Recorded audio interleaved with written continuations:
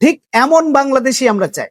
গত 2 তারিখে স্বাস্থ্য মন্ত্রণালয় থেকে এমন একটা নির্দেশনা জারি করেছে যা আমার কাছে খুবই ভালো লেগেছে, আর আশা করছি আপনাদের কাছে খুবই ভালো লাগবে।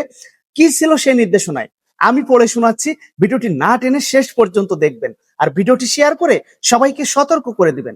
1 নম্বর পয়েন্টে আছে, হাসপাতালে বিনামূল্যে হুইল চেয়ার ট্রলি সরবরাহ নিশ্চিত করতে হবে। মানে হুইল চেয়ার টেনে নিয়ে যাওয়ার সময় টাকা চায়, আপনারা খেয়াল করেছেন? এটা বন্ধ করতে হবে। এবং 2 নম্বর পয়েন্টে আছে, হাসপাতালের জরুরি বিভাগের কাছাকাছি দৃশ্যমান স্থানে হুইল চেয়ার ট্রলি রাখতে হবে এবং বিনামূল্যে প্রদানের লিখিত নির্দেশনা টাঙ্গিয়ে দিতে হবে। মানে সবাই যেন বুঝতে পারে যে এই ট্রলিটা নিলে একদম ফ্রি। আচ্ছা, 3 নম্বর পয়েন্টে আছে, নির্দিষ্ট ইউনিফর্ম পরিহিত অবস্থায় হাসপাতালের সেবা কর্মী, ward boy wheel chair trolley বহন করবে। মানে যে কেউ চাইলে এসে ওই হুইল চেয়ার ট্রলি বহন করতে পারবে না, মানে দালালরা শেষ।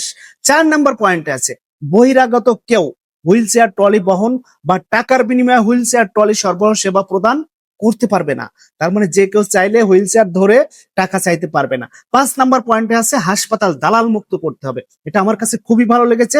দালালের দৌরাত্ম্য বন্ধে পুলিশের সহায়তা এবং সংশ্লিষ্ট কর্তৃপক্ষের মাধ্যমে ভ্রাম্যমাণ আদালত পরিচালনার ব্যবস্থা গ্রহণ করতে হবে। বাহ। 6 নম্বর পয়েন্টে আছে, দালালদের সাথে জড়িতদেরকে চিহ্নিত করে আইনের আওতায় আনতে হবে। 7 নম্বর পয়েন্ট আছে, কোন সেবার জন্য বিধি বহির্ভূত অর্থ আদায়, বকশিস চাওয়া বন্ধ করতে হবে। তো কেমন লেগেছে আপনাদের কাছে স্বাস্থ্য বিভাগের এই নির্দেশনাটি?